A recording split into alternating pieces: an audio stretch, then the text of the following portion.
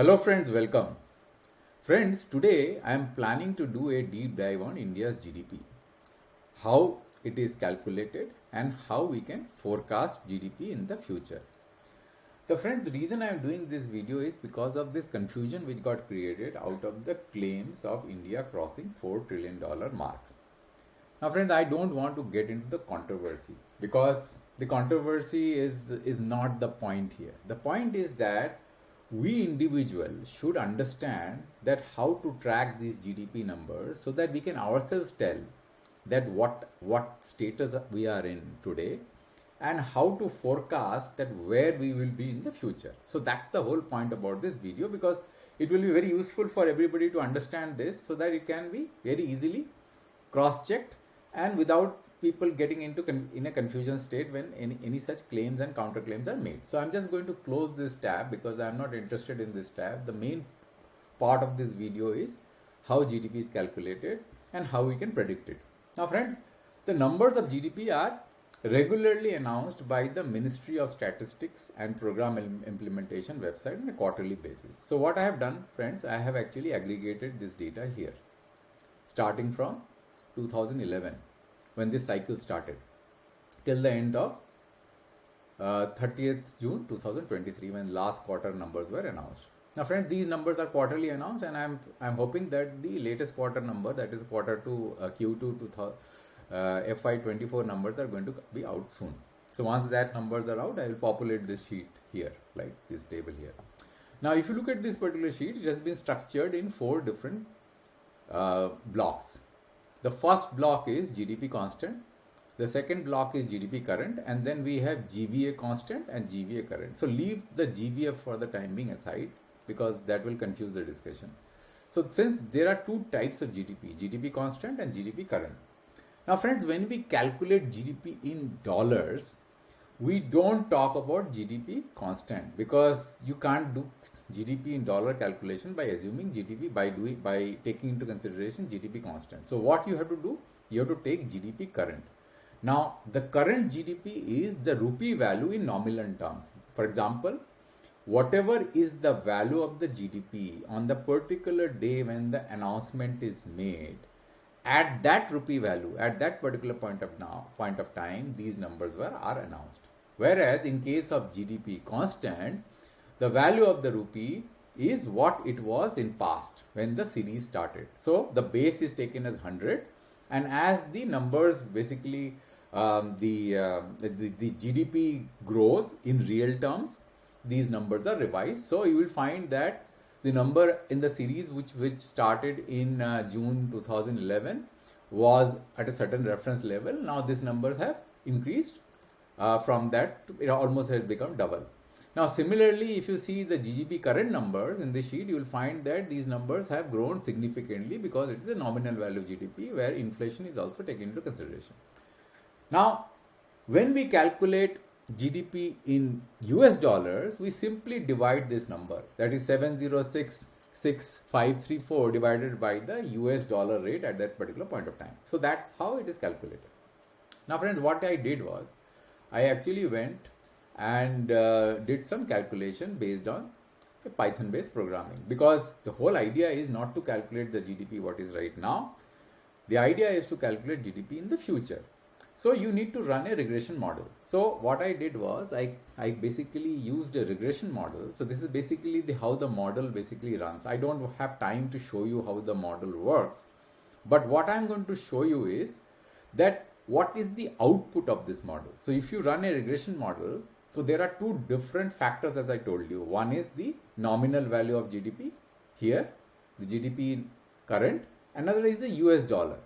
Now the US dollar, which is basically the rupee to USD conversion rate, you can find in the RBI website. So if you go here and you can just go and put your dates, whatever dates you want, and you will get the values on a particular date from the RBI, and you can download this sheet and that you can use to do the conversion. So I did that, and I have used this particular sheet which is already there stored in my hard disk. And then what I have done is that I have went into my, let me just go here, this particular code here. So what I'm doing, I'm reading the file which is stored in my, so this particular file which is there. So I'm reading the file, I'm extracting this particular row number 19. So once I extract, and I'm storing it in a particular data frame. See, I have basically used a date and setting the index as date, and then I'm storing it in this particular data frame. Then what I'm doing is I am also processing the quarterly USD rates, which I shown you here in this particular column, right? So I'm processing that, because the problem is that if you want to convert the numbers into USD, you need to know exactly the USD rate at that particular date when the GDP numbers are announced, like 30th June 2023. So if this number is 7066534, then you need to know exactly that particular dollar rate at that day to make the calculation. But unfortunately, what happens is that if you go to this particular series, you will find that some of the dates are missing. So in this particular code which you see, I am extracting the end of quarter USD rate from the RBI data. So what I am doing, I am basically extrapolating, or whatever is the near date of the end of the month which is available in the RBI data, I am just basically plugging it and pointing that date to that end of the month and using that for the calculation. So this particular module enables me to do that. Then what I am doing is that I am running the predicting model on GDP and USD rate based on a training data. So this is the linear regression model. I created a linear regression model, and then I am running this model. And based on this model, I come out with the predicted GDP, nominal GDP, as well as the predicted USD rates. So both the predictions can be very easily done using this particular code. I'm not running this code because the video will become long. So just bear with me, right? Once I have done that, I aggregate all these values, the predicted values, the actual values, in a file which I call GDP final file.csv, which I'm going to show it to you how it looks. So let me just show the file to you how it looks. So here is the file. So I'll just open this file here, and you will find that, just bear with me because there are so many sessions I have to open simultaneously to basically do this video. So sometimes it becomes a little slow. So here you see, so what I have in this file, I have the date in one of the column. I'll just make the rows a little larger, columns. I just spread the columns a little larger so that you can see what's going on. Yeah. So here you see, we have the date, the GDP actual in lakhs, rupees, lakhs, crores, predicted value of GDP, what the prediction numbers are here, because the prediction numbers are going to be, so this is basically the reason you see the prediction numbers here, because I have to basically, map the, I have to fit the curve. So the line, it's a linear model. Because of the linear model, so I have to fit the curve. So therefore, I have to have these values in order to draw the to visualize this line and fitting this particular curve, which is going to be which are the points which are going to be plotted on the xy when you plot it on a graph xy on an xy basis, then you have to basically use this to fit that particular curve. So this line emanates because of the prediction model, the model that emanates out of it. Then comes the USD, which I calculate by dividing this number by this. So this number is the predicted value, and then actual USD value is the actual value. Sorry, this is basically the actual value. So the predicted value is this divided by the predicted USD rates. So that is the number. So every column that you have can be extrapolated based on the predicted values which emanate out of this model. So this is how the sheet looks. So I'm just going to close it because this is not the point here. I'm going to take you through the visualization, because there the actual meat of the discussion is going to come. Now this is the visualization, as you see. Let's focus on this particular sheet. Then only we will be able to understand where we stand and what is the forecasted value and how the forecasted value is impacted by what. Now let's look at these three different rows. The first row is GDP in rupees lakh crore, actual and predicted. What is actual? The actual numbers are these numbers. This is the green is actual, and the predicted numbers are this, right? So this is the predicted number. So you will find that the actual, and this is in lakh crores, by the way. Okay. So you will find that the actual and the predicted numbers more or less align with each other. However, there is a distortion here. The distortion is because of the COVID. Now, because of this COVID here, you will find that here the actual numbers are 198.3 and the predicted numbers, because of the curve fitting that I have to do, the line fitting that I have to do, is 220.7. Now, there is a problem in my model which I want to explicitly tell you right up front, is that because of this dip here, these predictions are conservative in nature. So you need to ensure, because in normal situation, there should not have been dip here. If you see dip here, this is the actual GDP actual, there is a dip here, 198.3 for FY21. So that is influencing my prediction. So my prediction is very conservative, and this is actually should not be prediction. The line should be little higher. So mind you, I just want to tell you this fact that this is a very conservative prediction. Because of that, you will find that the dollar numbers are also very conservative. So here you see that today FY23, the predicted number is what? So this is the actual GDP in USD. So the actual GDP in USD is what? $3.3 trillion FY23. Okay. So that is the actual number. So, but the predicted number is giving 3.291, which is a lower than the actual number what we have seen in FY23. This is because of two reasons. One is that these numbers, what I have predicted, are conservative because of this dip, right?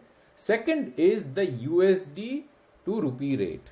Now, what I can tell you with confidence is the fact that though the GDP numbers, whatever has been, whatever I have been able to extrapolate using my tool is conservative, but the dollar rate is reasonably accurate. I won't say accurate, but you have to basically take this into account as the predicted dollar rate as it's going to go in future, because the way the dollar is appreciating and the rupee is depreciating. So today already FY 2020 in 24 we have dollar rates above 83 rupees. So if you see here my dollar rate, the USD actual here, if you see USD actual is 83.06 and the predicted value here, the predicted value is actually behind this. So let me see what is the predicted value. Let me go here and sorry, I'll just take this my face a little bit out from the tab, otherwise it becomes a difficult thing. Okay, just simulate it be like this.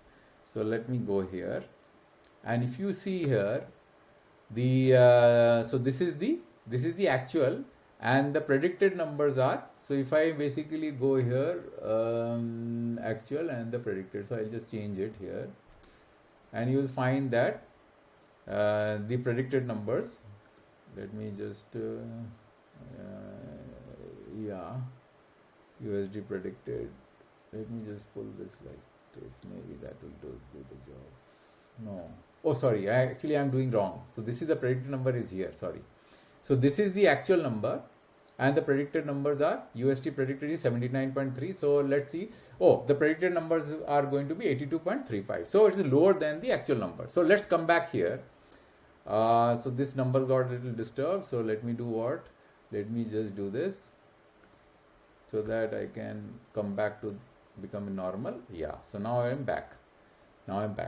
Now, the point here is that because of the dollar rate, dollar is appreciating, these numbers are getting depreciated. Even if the predictions which are going to be in future, if you make it a little bit optimistic and let's not take the pessimistic values which are coming out because of this dip, then also if you see FY23, let's assume that FY24, these numbers is little higher. How much higher? Let's understand how we can know how much it can be higher. Because we know the base numbers. The actual number is 3.3 FY23. So let's see how we can do that. Now this is the actual growth rate of GDP in dollar terms. So you find that in FY13 it grew in dollar terms at 3.29%, and FY24 1.24%, FY22 6.11%, and then it dropped by minus 10.38%. Then FY22 it grew at 18.37%. Then FY23 it has grown at 8.53%, right? Now assume that it grows at 8%. So if you make that assumption, if it grows at 8% going forward, because it has been fluctuating, but we can safely assume that it will, because the dollar is appreciating and the rupee is depreciating. Then also, by doing that, by making that assumption that it will grow at 8%, and you take the reference value of actual GDP as $3.3 trillion, and if you do the calculation, you will find that it will cross $4 trillion by FY 2026. So let me do the calculation and see. Let me just bring out my calculator. So you will find that 3.3. So what was the number here? Let's see again. Sorry, my mistake. Just a minute. Where is my Tableau? This is a problem when you have too many sheets opened up. So I think I am not able to find my graph. Okay, I need to pause my video here. Let me just pause my video. Yeah, so let's do the calculation. So when I do the calculation, let's see the number here. So I'll do the calculation. What was the number here? The number was 3.347. So what I do is multiplied by 1.08. So what is the number? 3.6. So by FY24, the number will be 3.6 trillion. Then I am again multiplied by 1.08. Then it will become 3.9 by FY25. So after FY25, because FY24 the number was what was the number? FY24. Let me just see what was the number. So 3.6. So FY25, beginning after FY25, that is the start of FY26, it will be more than $4 trillion. So imagine that we still have 3 financial years before the number becomes 4 trillion. So whatever numbers that came out in the press, it was too optimistic. Means I don't know who actually threw this number. There is no way we will be able to cross $4 trillion even the next financial year. Now another problem that we are going to have is that this particular growth rate, which I am assuming 8%, it may not be true because our rupee is depreciating very fast compared to USD. So one needs to understand one important point here, that even though the nominal growth rate of GDP in rupee terms can be accelerated, but if we do not control the depreciation of rupee versus USD going in near future, then our GDP in dollar terms crossing $4 trillion is going to be very tough, because there is no guarantee that we will be able to grow in nominal terms with 8% if this depreciation, this value, because if you look at this particular growth and this pessimistic numbers that I have basically assumed in rupees lakh crore for GDP nominal growth, then 4 trillion is very, very far away. So I'm not basically wanting you to watch these predictions, because I know that these predictions are very conservative. But what I'm saying is that if you assume 8%, you will take 3 financial years to cross $4 trillion. But if the growth rate is less than 7% or 6% in nominal terms in USD because of the depreciating dollar rate, it can take another 1 year or maybe 2 years before we reach $4 trillion. So friends, that is exactly what I wanted to explain here. See, we cannot get misguided by what is being spelled out in the press, because we know what the numbers are. It's all there in the Ministry of Statistics website, and we can work these numbers ourselves. And we should know that how these numbers are going to get impacted and what work that we need to do in order to control these numbers. Because unless we know exactly what we need to do, we will not be able to grow our economy in the manner which we want. Our aspiration is $5 trillion economy, not $4 trillion economy, right? So let's understand where the problems are. The problems are because of the depreciation of rupee, and the problem is going to be that if we don't grow the nominal GDP in rupee terms at a much faster rate, we don't control our imports, then we will have a problem. Our GDP growth rate is not going to match our expectation. So friends, probably you understand where we stand on GDP, and I want to close this video because I don't want this video to become too long. And as usual, thanks for your As always, thanks for your patient listening, and I will come back with a new video later. Thank you very much. Thanks a lot.